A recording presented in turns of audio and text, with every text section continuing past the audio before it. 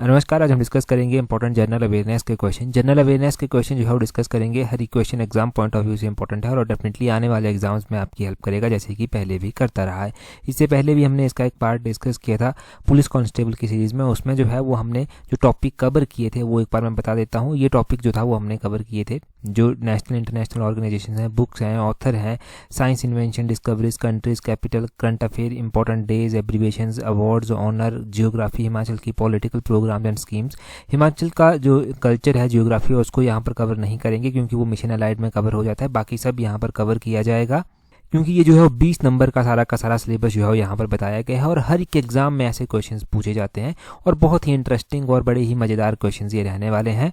बड़ी ही माइन्यूट सी चीज़ें होंगी जो आप सीखेंगे यहाँ से। क्वेश्चन नंबर 1 से डिस्कशन को स्टार्ट करते हैं। बोलते हैं the yellow book is the official publication of which country. तो बोलते हैं ये जो पीली पुस्तक है, पीली पुस्तक जो है वो बोलते हैं किस देश की आधिकारिक प्रकाशन है। तो अगर हम बात करते हैं येलो बुक की, येलो बुक जो है वो कौन सी कंट्री की ऑफिशियल पब्लिकेशन है? ये जो है वो फ्रांस की ऑफिशियल पब्लिकेशन है। अगर हम बात करते हैं इस तरह की ऑफिशियल पब्लिकेशन की, तो बहुत सारी कंट्रीज ऐसी हैं जिनकी ऑफिशियल पब्लिकेशन जो है वो रहती है। एक येलो बुक कर होती है। येलो बुक जो है वो ऑफिशियल पब्लिकेशन जो है वो गवर्नमेंट ऑफ फ्रांस की जो है वो रहती है। वैसे ही अगर आप व्हाइट बुक देखते हैं तो व्हाइट बुक जो है वो एक ऑफिशियल पब्लिकेशन है चाइना, जर्मनी और पोर्टुगल की। तो ये आपने ध्यान रखना है, चाइना, जर्मनी और पोर्टुगल की जो ऑफिशियल पब्लिकेशन है उसको व्हाइट बुक जो है वो बोलते हैं। और व्हाइट पेपर एक कर आता है, एक व्हाइट बुक आता है, एक व्हाइट पेपर आता है। व्हाइट पेपर की अगर हम बात करें तो ये जो है वो ऑफिशियल पेपर है गवर्नमेंट ऑफ ब्रिटेन का और गवर्नमेंट ऑफ इंडिया का, ठीक है। और गवर्नमेंट ऑफ इंडिया और गवर्नमेंट ऑफ ब्रिटेन का ये ऑफिशियल पेपर है ऑन सम पर्टिकुलर इश्यूज। कुछ पर्टिकुलर इश्यूज के ऊपर जो है ये वाइट पेपर जो है वो रहता है, श्वेत पत्र जिसको आप बोल सकते हैं। वाइट बुक का पता चल गया, येलो बुक का पता चल गया। इस तरह से ब्लू बुक भी जो है वो होती है। ब्लू बुक की अगर हम बात करें तो ये कौन सी कंट्री की जो है वो ऑफिशियल पब्लिकेशन रहती है? तो ये ब्रिटिश गवर्नमेंट की जो है वो ऑफिशियल पब्लिकेशन जो है वो रहती है। ग्रीन बुक भी होती है। एक ग्रीन बुक की अगर हम बात करते हैं तो ये जो है वो इटली और ईरान की जो है वो ऑफिशियल पब्लिकेशन जो है वो रहती है। इटली और ईरान की ये रहती है। और इस तरह से हमारे पास ग्रे बुक भी होती है। ग्रे बुक जो है वो जापान और बेल्जियम, ठीक है, ये आपने ध्यान रखना है। ग्रे बुक जो है वो जापान और बेल्जियम की जो है वो ऑफिशियल पब्लिकेशन रहती है। आपने देखा था सिलेबस की, सिलेबस में स्पेसिफिक रूप से किताबों को मेंशन किया गया था, तो इस तरह का क्वेश्चन भी एक बन सकता है। और ये बड़ा इंटरेस्टिंग क्वेश्चंस हैं और भी बहुत सारे इंटरेस्टिंग क्वेश्चंस अभी आगे देखेंगे। आप बोलते हैं which of the following organisations and their establishment year is not correctly match. तो यहाँ पर कुछ एक ऑर्गेनाइजेशंस दी गई हैं, उनकी स्थापना दिवस दिया गया है, स्थापना वर्ष दिया गया है। तो बोलते हैं इनमें से जो है वो कौन सी ऑर्गेनाइजेशन ऐसी है जिसका स्थापना दिवस जो है वो सही जो है वो मेल नहीं किया गया है। अगर हम बात करते हैं यहाँ पर इंपॉर्टेंट ऑर्गेनाइजेशंस की और उनकी स्थापना जो है वो कब कब हुई, तो इंपॉर्टेंट ऑर्गेनाइजेशंस में आप देखेंगे सार्क क्या 1985 में जो था वो बनाया गया था, और बीमस्टेक क्या 1997 में बनाया गया था, और ओपेक क्या 1960 में बनाया गया था, और ग्रुप 7 जिसको G7 कंट्रीज भी बोलते हैं क्या ये 1985 में बनाया गया था। हम स्टार्टिंग से डिस्कस करना स्टार्ट करते हैं। सार्क की बात करते हैं तो सार्क की स्थापना 1985 में ही हुई थी, ये सही बात है। सार्क का पूरा नाम भी याद रखना है, एब्रीविएशंस में पूछा जा सकता है, south Asian association for regional cooperation. BIMSTEC की बात हमने इससे पिछले एडिशन में भी की थी। उसमें हमने क्या पढ़ा था? उसमें हमने पढ़ा था कि बीमस्टेक की जो मेंबर कंट्रीज हैं वो कौन कौन सी हैं, और बीमस्टेक का पूरा नाम भी देखिए, bay of Bengal initiative for multi sectoral technical and economical cooperation इसका पूरा नाम है। इसकी स्थापना 1997 में ही की गई थी, ये भी सही बात है। यहाँ पर ओपेक भी दिया गया है। ओपेक जिसका पूरा नाम है organisation of petroleum exporting country, ये 1960 में ही स्थापित किया गया। तो पहला भी सही है, दूसरा भी सही है, तीसरा भी सही है, ये तीनों तो सही हैं, परंतु ऑप्शन डी जो है वो सही नहीं होगा। ग्रुप G7 जो है वो 1985 में एस्टेब्लाइज नहीं हुआ था। अगर हम बात करते हैं G7 की, 1975 में जो था वो स्थापित किया गया था, ना कि 1985 में। तो G7 में कौन कौन सी कंट्रीज जो है वो आती हैं? G7 की मेंबर कौन कौन सी कंट्रीज हैं? तो G7 में ना नाम से पता चल रहा है कि 7 कंट्री जो हैं वो यहाँ पर मेंबर जो है वो होगी। एक यहाँ पर कनाडा आता है, फ्रांस आता है, जर्मनी आता है, इटली आता है, जापान आता है, यूनाइटेड किंगडम आता है और यूनाइटेड स्टेट जो है वो आता है। तो ये 7 कंट्री जो है वो यहाँ पर आती हैं। इंडिया जो है वो इसका मेंबर नहीं है, ये आपने अच्छे से ध्यान जो है वो रखना है। सार्क की स्थापना 1985 में की गई थी। अच्छा, 1985 में सार्क की अगर स्थापना की गई थी तो सार्क का हेडक्वार्टर भी तो एग्जाम में पूछा जा सकता है कि सार्क का हेडक्वार्टर जो है वो कहाँ पर है, तो काठमांडू नेपाल में इसका हेडक्वार्टर है। बीमस्टेक की स्थापना 1997 में की गई थी। इसका हेडक्वार्टर जो है वो बांग्लादेश की कैपिटल ढाका में जो है वो स्थित है। ओपेक की बात करते हैं तो 1960 में इसकी स्थापना की गई थी और इसका हेडक्वार्टर जो है वो ऑस्ट्रिया की कैपिटल वियना में जो है वो स्थित है। और G7 की बात करते हैं तो 1975 में इसकी स्थापना की गई थी। स्पेसिफिक कोई भी हेडक्वार्टर किसी भी कंट्री में इसका नहीं है, परंतु इसके मेंबर कंट्रीज बहुत ज़्यादा इंपॉर्टेंट है G7 के, वो आपने ध्यान रखने थे। G7 इंडिया जो है वो G7 का मेंबर नहीं है, परंतु G20 कंट्रीज भी आती हैं। G20 का मेंबर इंडिया है। इंडिया ने G20 की समिट को होस्ट भी किया था। इंडिया ने 2023 में जो था वो G20 की समिट को जो था वो होस्ट किया था। और अभी 2025 जो है वो चला हुआ है, तो 2025 में G20 को होस्ट करने वाला कौन है, ये भी तो क्वेश्चन बन सकता है। 2025 में G20 को होस्ट करने वाला साउथ अफ्रीका है, ये आपने ध्यान रखना है। साउथ अफ्रीका जो है वो G20 को होस्ट कर रहा है। अब G7 के बारे में भी जान लीजिए। G7 की जो 51st नंबर की मीटिंग होगी वो जून के महीने में होगी, 15 से 17 जून 2025 के बीच में ये होगी। और इसको कहाँ पर होस्ट किया जाएगा, कौन सी कंट्री होस्ट करेगी? कंट्री इसको होस्ट करेगी कनाडा, और कनाडा जो है वो अपने केनानास्किस एल्बर्टा रीजन में जो है वो इसको होस्ट करेगी। तो G7 की होस्ट 2025 में, G20 की होस्ट 2025 में, और G20 को इंडिया ने कब होस्ट किया था, ये क्वेश्चंस यहाँ से नहीं भूलने चाहिए। अगले क्वेश्चन की ओर बढ़ते हैं। बोलते हैं who among the following discovered the north pole. तो नॉर्थ पोल की डिस्कवरी जो था वो किसके द्वारा की गई थी? इंटरेस्टिंग क्वेश्चन है। पहले तो अभी देखो काफ़ी टाइम से पेपर नहीं हो रहे हैं, तो आपको याद भी नहीं रहता होगा कि किस तरह के क्वेश्चन एग्जाम में पूछे जाते हैं। तो इसलिए ये ज़रूरी होता है कि आप टच में रहें और कंटिन्यू प्रैक्टिस करते रहें, रेलिवेंट सोर्सेज से पढ़ते रहें। अब देखिए हम बात कर रहे हैं नॉर्थ पोल की। नॉर्थ पोल जिसको उत्तरी ध्रुव भी बोलते हैं, इसकी खोज किसके द्वारा की गई थी? रॉबर्ट पीरे के द्वारा इसकी खोज जो था वो की गई थी। रॉबर्ट पीरे ने इसकी खोज की थी। ऑप्शन ए सही आंसर हो जाएगा। जैसे नॉर्थ पोल है वैसे ही साउथ पोल भी है। साउथ पोल की डिस्कवरी किसने की थी? तो साउथ पोल की डिस्कवरी जो था वो रोआल्ड अमंडसन के द्वारा की गई थी। ये साउथ पोल की डिस्कवरी इनके द्वारा जो था वो की गई थी, ये आपने ध्यान रखना है। अब यहाँ पर जो है वो और भी क्वेश्चन बन सकते हैं। क्वेश्चन पूछने का एक बड़ा ही सिंपल सा तरीका एग्जामिनर का रहता है कि first man who reach north pole, तो वो रॉबर्ट पीरे ही थे जो पहली बार नॉर्थ पोल पहुंचे थे। और डेफिनेटली इसीलिए कहा गया कि इनके द्वारा नॉर्थ पोल की खोज जो है वो की गई है। First man to reach south pole, तो वो रोआल्ड एम्युंडसन थे जिनके द्वारा साउथ पोल पहली बार पहुंचा गया था, जो पहली बार पहुंचे थे साउथ पोल जाकर। और डेफिनेटली इनके द्वारा ही साउथ पोल की डिस्कवरी फिर की गई। ये तो हम नॉर्थ और साउथ पोल की बात कर रहे हैं। पहला व्यक्ति कौन था जो स्पेस में जाकर पहुंचा था? तो first man to go to space वो थे मेजर यूरी गागरियन। ये जो मेजर यूरी गागेरियन थे ये जो था वो 1961 में स्पेस गए थे और USSR कंट्री से जो था ये संबंध रखते थे। ठीक है, तो इतना हम बेसिक यहाँ से याद रख रहे हैं। North pole, south pole, space का हमने थोड़ा सा जान लिया। अगले क्वेश्चन की ओर कदम बढ़ाएंगे। बोलते हैं मैच द फॉलोइंग। तो बोलते हैं कुछ एक कंट्रीज दी गई हैं, उनकी करेंसी आपके पास दी गई है। ये जो कंट्री और उनकी करेंसीज का क्वेश्चन होता है इसको बहुत बार लाइटली लिया जाता है, और जब भी इसको लाइटली लिया गया है ये क्वेश्चन पक्का पेपर में जाकर गलत ही हुआ है। तो इसको बड़े सीरियसली आपने प्रैक्टिस करना है और याद भी रखना है आपने। बोलते हैं ईरान यहाँ पर दिया गया, कंबोडिया दिया गया, बेलारूस दिया गया, डेनमार्क दिया गया। अब इनकी कैपिटल और इनकी करेंसी दोनों ही पता होनी चाहिए। फिलहाल हम पहले करेंसी को मैच कर लेते हैं। अगर हम ईरान की बात करते हैं तो ईरान की करेंसी क्या है? पढ़ा होगा अगर आपने तो कन्फ्यूजन हो गया होगा आपको रियाल और रियल में। ये जो रियाल है ये इसकी करेंसी है, ये आपने ध्यान रखना है। RIAL रियाल इसकी करेंसी है। और दूसरे नंबर पर हमारे पास कंबोडिया जो है वो दिया गया है। कंबोडिया की अगर हम बात करते हैं तो रियल कर इसकी करेंसी है, ये RIEL कर। थोड़ा सा अक्षरों का हेर फेर है, अगर थोड़ा सा भी गलत हो गया तो पेपर में सीधा जो है वो 2 नंबर गए आपके, 1 नंबर गया आपका। ठीक है, तो और उसके आगे दिया गया है बेलारूस। बेलारूस की अगर हम बात करते हैं तो बेलारूस की जो करेंसी है वो क्या है? वो है रूबल कर इसकी करेंसी जो है वो आती है। और डेनमार्क आगे दिया गया है। डेनमार्क की अगर हम बात करते हैं तो क्रोन कर जो है वो इसकी करेंसी है, ये आपने ध्यान रखना है। तो पहले को आप दूसरे के साथ मैच कर देंगे, A को दूसरे के साथ, B को पहले के साथ, C को तीसरे के साथ और D को चौथे के साथ। इस तरह से मैच कर देंगे और इसका आपका ऑप्शन B सही आंसर जो है वो हो जाएगा। ठीक है, यहाँ पर थोड़ा सा एक्सप्लेनेशन में भी देख लीजिए क्या दिया गया है। ईरान की जो कैपिटल है वो तेहरान में स्थित है और करेंसी इसकी रियाल है। कंबोडिया की जो कैपिटल है वो फोनोपेन में जो है वो आती है। फोनोपेन में आपने ध्यान रखना है, इसकी जो है वो कैपिटल आती है, यहाँ पर इसकी कैपिटल जो है वो है। और इसकी करेंसी की अगर हम बात करते हैं तो रियल कर जो है वो इसकी करेंसी जो है वो आती है। बेलारूस की अगर हम बात करते हैं, मिन्स्क कर इसकी कैपिटल आती है और रूबेल कर इसकी करेंसी जो है वो आती है। तो डेनमार्क की जो कैपिटल आती है कोपेनहेगन में आ जाती है और इसकी जो करेंसी आती है वो करोन जो है वो इसकी करेंसी जो है वो आ जाती है। तो ये 4 कंट्रीज़ आपने यहाँ से क्लियर कर ली, जिनकी करेंसी आपको पता चली, जिनकी कैपिटल जो है वो आपको पता चली। अब हम यहाँ से और भी कुछ जान लेते हैं, कुछ एक ऐसी कंट्रीज़ जिनकी कैपिटल पूछी जाती है, जैसे कि ऑस्ट्रिया हो गया एक। ऑस्ट्रिया की कैपिटल जो है वो वियना में स्थित है, जहाँ पर हमने ओपेक का हेडक्वार्टर भी पढ़ा था। और ऑस्ट्रिया की जो करेंसी है वो यूरो इसकी करेंसी जो है वो आ जाती है।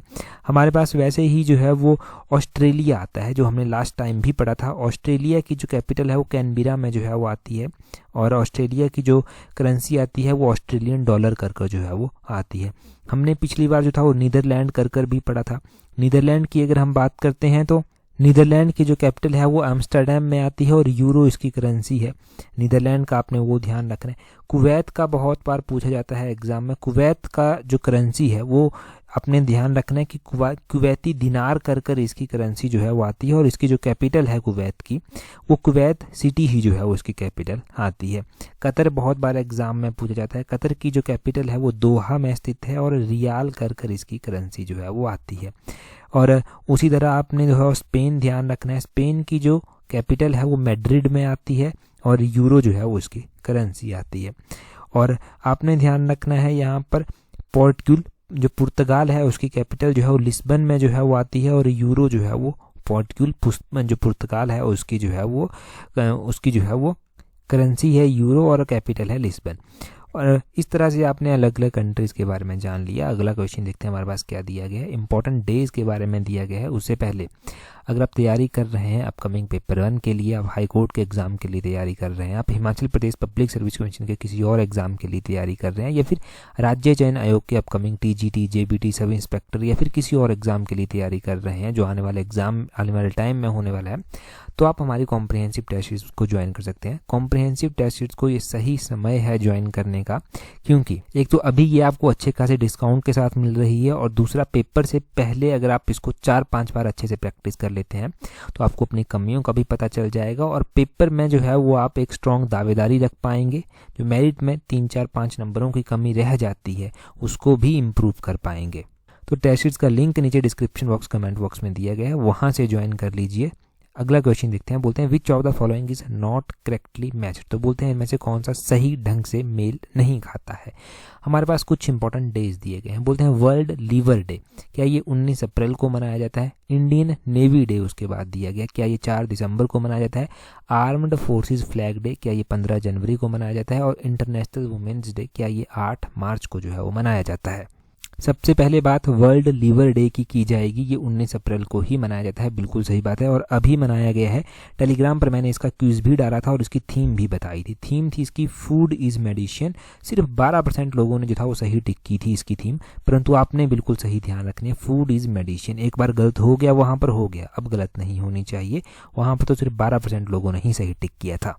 आगे इंडियन नेवी डे की बात करते हैं तो बिल्कुल सही बात है, ये 4 दिसंबर को ही मनाया जाता है। आगे है आर्म्ड फोर्सेस फ्लैग डे। ये जो आर्म्ड फोर्सेस फ्लैग डे है ये 15 जनवरी को नहीं मनाया जाता। तो ये कब मनाया जाता है? ये 7 दिसंबर को जो है वो मनाया जाता है। 7 दिसंबर को ये मनाया जाता है। तो option C is not correctly match. आपने ध्यान रखना है 15 जनवरी का, तो 15 जनवरी को भी एक इंपॉर्टेंट डे मनाया जाता है, वो है इंडियन आर्मी डे। कंफ्यूज ना हो जाएं उसके साथ। आर्मी डे इंडिया का जो है वो 15 जनवरी को है और आर्म्ड फोर्सेस फ्लैग डे 7 दिसंबर को है। यही तो फायदा है टेस्ट सीरीज को प्रैक्टिस करने का भी, ऐसी छोटी छोटी कमियां पता चल जाती हैं, आपकी कंफ्यूजन नहीं रहता। फिर इंटरनेशनल वुमेन्स डे की बात करते हैं। अंतर्राष्ट्रीय महिला दिवस 8 मार्च को मनाया जाता है और इस बार जो इंटरनेशनल वुमेन्स डे की थीम रखी गई थी वो रखी गई थी for all women and girls right equality empowerment. ये इस बार थीम जो था वो रखी गई थी। ये भी टेलीग्राम पर हमने पोस्ट किया था। 48% लोगों ने सही टिक जो था वो किया था। इतना सब यहाँ से एनफ है। अगले क्वेश्चन की ओर बढ़ेंगे। बोलते हैं which of the following statement is correct. तो बोलते हैं कि गांधी पीस प्राइज एस्टेब्लाइज इन 2 अक्टूबर 1994। कि गांधी पीस प्राइज जो था उसकी स्थापना 2 अक्टूबर 1994 को जो था वो की गई थी। वैसे गांधी पीस प्राइज बहुत इंपॉर्टेंट है और ये माना भी गया है एग्जाम में कि हिमाचल में जो एग्जाम्स होते हैं उनमें गांधी पीस प्राइज के बारे में क्वेश्चन पूछ लेते हैं।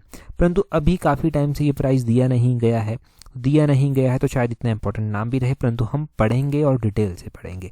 गांधी पीस प्राइज़ देखो 2 अक्टूबर 1994 को ही एस्टेब्लाइज किया गया था। 2 अक्टूबर को गांधी जयंती मनाई जाती है और गांधी जयंती 2 अक्टूबर को मनाई जाती है और 2 अक्टूबर 1994 को ये प्राइज़ जो था वो एस्टेब्लाइज किया गया था। और पहली बार जब ये प्राइज़ दिया गया था तो किसको दिया गया था? जूलियस नायरे को जो था ये प्राइज़ जो था वो दिया गया था। यहाँ पर मैं नाम लिख देता हूँ, जूलियस नायरे को जो था ये प्राइज़ दिया गया था, इनको ये प्राइज़ जो था वो दिया गया था। और लेटेस्ट जो प्राइज़ दिया गया है वो किसको दिया गया है? तो लेटेस्ट प्राइज़ ये गीता प्रेस को जो है वो दिया गया है। गीता प्रेस का ये क्वेश्चन एग्जाम में पूछा जा चुका है। 2021 में जो था वो गीता प्रेस को ये गांधी पीस प्राइज़ दिया गया था। और गांधी पीस प्राइज़ जो गीता प्रेस को दिया गया था 2021 में, तो गीता प्रेस की स्थापना कब की गई थी? 1923 में जो था वो गीता प्रेस की स्थापना जो था वो की गई थी। अब पहली बार ये प्राइज़ जो था वो 1995 में दिया गया और जूलियस नायरे को दिया गया। ये कौन सी कंट्री से संबंध रखते थे? ये तंजानिया कंट्री से जो था वो संबंध रखते थे, ये भी ध्यान रखें। आगे द्रोणाचार्य अवार्ड की बात की गई है कि द्रोणाचार्य अवार्ड जो था वो 1961 में जो था वो इंस्टीट्यूट किया गया था। देखो द्रोणाचार्य अवार्ड जो है वो इम्पोर्टेंट अवार्ड है और ये जो है वो कोचेज़ को दिया जाता है, जो कोचिंग देते हैं खिलाड़ियों को, उनको ये दिया जाता है, परंतु ये 1961 में स्टेबलाइज नहीं हुआ था। द्रोणाचार्य अवार्ड 1985 में जो था वो स्टेबलाइज हुआ था और 1985 में ये प्राइज़ स्टेबलाइज हुआ था। और ये प्राइज़ किससे संबंधित है ये आपने ध्यान रखना है कि ये प्राइज़ जो है वो खेल में कोचेज़ को जो है वो दिया जाता है। और 1961 की अगर हम बात करें तो 1961 में अर्जुन अवार्ड जो था वो स्थापित किया गया था। अर्जुन अवार्ड 1961 में स्थापित किया गया था। लास्ट टाइम हमने पढ़ा भी था द्रोणाचार्य अवार्ड के बारे में कि द्रोणाचार्य अवार्ड जो है वो रेगुलर और लाइफ टाइम कैटेगरी में दिया जाता है। ये रेगुलर कैटेगरी में सुभाष राणा को दिया गया था जो पैराशूटिंग से संबंधित हैं, पैराशूटिंग के कोच हैं। दीपाली देशपांडे को दिया गया जो शूटिंग के कोच हैं और संदीप संघवान को दिया गया हॉकी के कोच हैं। लाइफ टाइम कैटेगरी में जो था ये 2 लोगों को दिया गया था, एक एस मुरलीधरन को दिया गया था, बैडमिंटन के कोच हैं, और एक अर्मांडो कोलेको को दिया गया था, ये फुटबॉल के जो है वो कोच हैं। तो ये द्रोणाचार्य अवार्ड के बारे में पता होना चाहिए। यहाँ से बोला गया था विच of the following statement is correct इस क्वेश्चन में, तो हमारे पास पहली स्टेटमेंट सही थी, दूसरी गलत थी। यहाँ पर देखो चूज द करेक्ट ऑप्शन बोलते हैं ओनली वन इज करेक्ट, दूसरी गलत है हमारे पास। यहाँ पर वही द्रोणाचार्य अवार्ड 1985 में इंस्टीट्यूट हुआ था, ये लिखा गया है। आगे बोलते हैं उजाला योजना was instituted in which year, तो बोलते हैं उजाला योजना जो था वो कब इंस्टीट्यूट जो था वो की गई थी। अगर हम बात करते हैं उजाला योजना की कि उजाला योजना जो था वो कब इंस्टीट्यूट की गई थी, तो ये उजाला योजना भी इम्पॉर्टेंट है और उजाला योजना 2015 में इंस्टीट्यूट जो था वो की गई थी। एक उजाला योजना है जो 2015 में जो था वो बनाई गई थी या फिर 2015 में जो था वो लॉन्च की गई थी।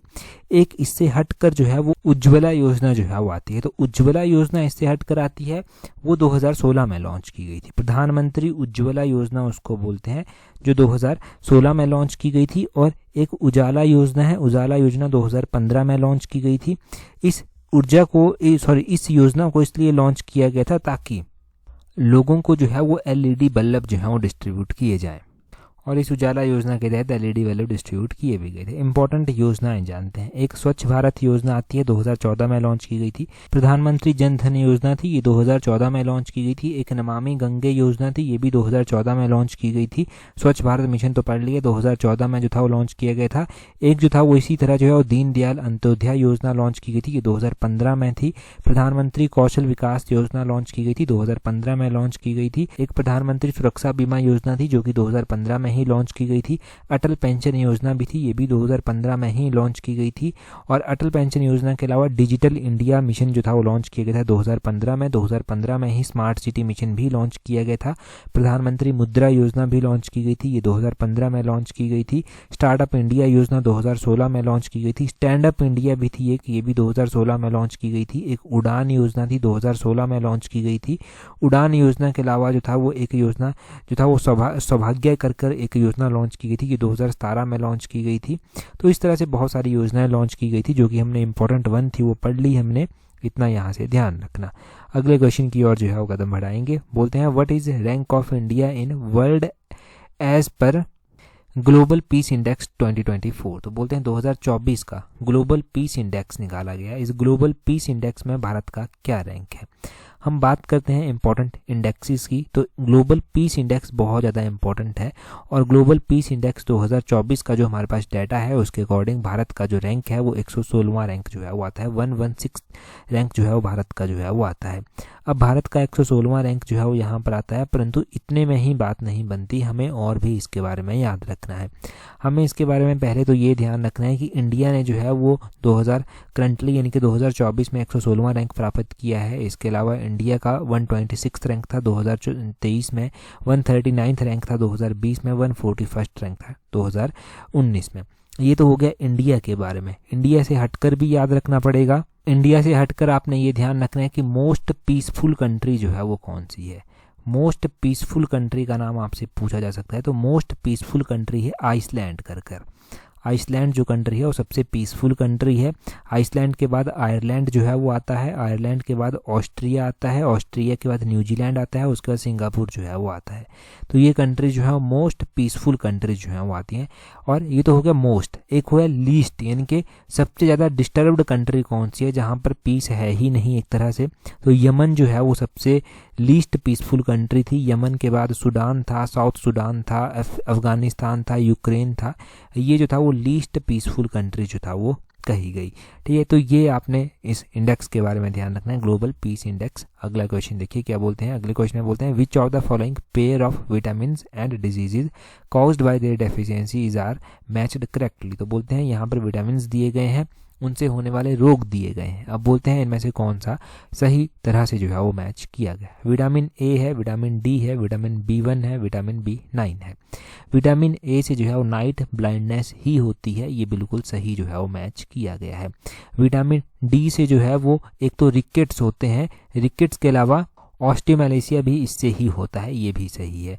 विटामिन B1 से बेरी रोग होता है, ये बिल्कुल सही बात है। विटामिन B9 से जो है वो मेगेलोब्लास्टिक एनीमिया जो है वो होता है, ये भी सही बात है। तो ये सारे ही सही मैच किए गए हैं, ऑल ऑफ दीज सही आंसर हो जाएगा। कौन सी विटामिन की डेफिशिएंसी से कौन सा रोग होता है। विटामिन ए से नाइट ब्लाइंडनेस होती है, विटामिन B1 से बेरी होती है, विटामिन B2 से जो है वो एरिफोल्बा विनोसिस होता है, विटामिन B3 से जो है वो पिलेग्रा होता है, विटामिन B5 से जो है वो पेरिथीसिया होता है, विटामिन B6 से एनीमिया होता है, और विटामिन B7 से जो है वो डर्मेटिसिस होते हैं, और विटामिन B9 और विटामिन B12 से जो है वो मेगलोब्लास्टिक एनीमिया होता है। विटामिन B से स्कर्बी होता है, ग्लम्सविंग होता है, दांतों में जो स्वेलिंग वगैरह आ जाती है, और विटामिन डी से रिकेट्स होता है, एक तो रिकेट छोटे बच्चों में होता है, और ऑस्टियोमैलेशिया एक यहाँ से इससे होता है। विटामिन ई जो है वो फर्टिलिटी को रिड्यूस कर देती है, विटामिन ई की कमी, और विटामिन के जो है वो इम्पेयर्ड ब्लड क्लॉटिंग जो है वो करता है, ब्लड क्लॉटिंग जो है वो विटामिन के से होती है। ठीक है, ये आपने जो है वो विटामिन के से होने वाले रोग याद रखने हैं, परंतु इतना एनफ नहीं है। विटामिन की बात हो ही रही है तो हम डिटेल से और भी पढ़ लेते हैं। विटामिन ए का जो है वो नेम क्या आता है, केमिकल नेम, तो इसका रेटिनल जो है वो केमिकल नेम जो है वो आता है। विटामिन ए का रेटिनल आपने ध्यान रखना है। विटामिन ए के बाद विटामिन B1 की अगर हम बात करें तो विटामिन B1 का थायमिन आता है, विटामिन B2 का राइबोफ्लेविन आता है, विटामिन B3 का जो है नाइसिन आता है, विटामिन B5 का पेंथोथेनिक एसिड आता है, विटामिन B6 का पायरोडॉक्सिन आता है, विटामिन B10 का फॉलिक एसिड आता है, विटामिन B12 का जो है वो साइनोकोबाल्मिन आता है, विटामिन C का जो है वो एस्कॉर्बिक एसिड आता है, विटामिन D का जो है वो कैल्सीफिरोल आता है, विटामिन E का टोकोफिरोल आता है, और विटामिन K का फिलोकिनन जो है वो आता है। ये केमिकल नाम मैंने आपको बता दिए, ये टिप्स पर याद होने चाहिए। एक भी केमिकल नाम में चूक नहीं होनी चाहिए। मतलब मान लो कि एक भी केमिकल नाम, एक भी नाम में आपसे चूक हो गई ना, चाहे वो डेफिशिएंसी हो गया, चाहे वो केमिकल नेम हो गए विटामिन के, तो समझ लेना कि मेरिट से आप पीछे रह गए, वहाँ पर ही गलती हो गई। इनको लिख कर लीजिए, नेट से सर्च कीजिए, या मैंने लिखा है यहाँ पर, यहाँ से कर लीजिए, परंतु गलती नहीं होनी चाहिए। अगला क्वेश्चन देखिए, बोलते हैं which day is celebrated as Sashastra Seema बल। ये करंट अफेयर के क्वेश्चन में भी आता है। सशस्त्र सीमा बल का जो रेजिंग डे मनाया जाता है वो कब मनाया जाता है। अभी ये मनाया गया था तो ये चर्चा में भी था, हम बात करेंगे इसके बारे में। बोलते हैं सशस्त्र सीमा बल का जो रेजिंग डे मनाया जाता है वो दिसंबर के महीने में मनाया जाता है, और 20 दिसंबर को जो है ये मनाया जाता है। ये आपने ध्यान रखना है, ठीक है जी। अब SSB की जब यहाँ पर बात की जा रही है तो देखिए, सशस्त्र सीमा बल का रेजिंग डे इस बार सेलिब्रेट किया गया। 61 नंबर का ये रेजिंग डे जो था वो मनाया गया था, और ये 20 दिसंबर 2024 को मनाया गया था। ये जो था वो रानीधंगा सिलगुड़ी में जो है वो मनाया गया था। ये वेस्ट बंगाल में जो है वो आता है, वेस्ट बंगाल में ये आता है। और सशस्त्र सीमा बल की अगर हम बात करें तो सशस्त्र सीमा बल की स्थापना जो था वो 1963 में जो था वो की गई थी। देखो, जब सशस्त्र सीमा बल की स्थापना की गई थी तब इसका नाम स्पेशल सर्विस ब्यूरो हुआ करता था और 15 मार्च 1963 को इसकी स्थापना जो था वो की गई थी। परंतु अभी इसका रेजिंग डे जो है वो 20 दिसंबर को मनाया जाता है, क्योंकि सशस्त्र सीमा बल का जो एक्ट है 2007 का एक्ट, उसको जो था वो प्रेसिडेंट से जो था वो मंजूरी मिली थी 20 दिसंबर को, इसलिए हम 20 दिसंबर को सशस्त्र सीमा बल डे जो है वो मनाते हैं। SSB रेजिंग डे इसको बोल देते हैं। और इस बार 61st रेजिंग डे जो था वो वेस्ट बंगाल के सिलगुड़ी में मनाया गया। अगला क्वेश्चन देखिए, अगले क्वेश्चन में क्या बोलते हैं which of the following is not member of BIMSTEC. BIMSTEC की बात हमने पिछली वीडियो में भी की थी, इस वीडियो में भी की, और अभी आप बताएंगे कि बिम्स्टेक का मेंबर इनमें से कौन सा नहीं है। नॉट मेंबर ऑफ बिम्स्टेक ये आपने बताना है। नेशनल इंटरनेशनल जीके में ये क्वेश्चन बहुत इंपॉर्टेंट है, जल्दी से कमेंट कर बता दीजिए। इससे पिछले एडिशन में हमने डिस्कस किया था और टेलीग्राम पर आपको PDF भी प्रोवाइड करवा दी गई है। टेलीग्राम पर अगर आपने ज्वाइन नहीं किया तो अपने टेलीग्राम से हमें ज्वाइन करने के लिए सर्च करना है @exam31, आपको हमारा टेलीग्राम चैनल जो है वो मिल जाएगा। जल्दी से टेलीग्राम पर ज्वाइन कर लीजिए ताकि आने वाले एग्जाम्स में आपको हेल्प मिलती रहे। इस वीडियो की PDF भी टेलीग्राम पर प्रोवाइड ऑलरेडी करवा दी गई है। That's all for today. Thank you very much for watching and listening it very patiently.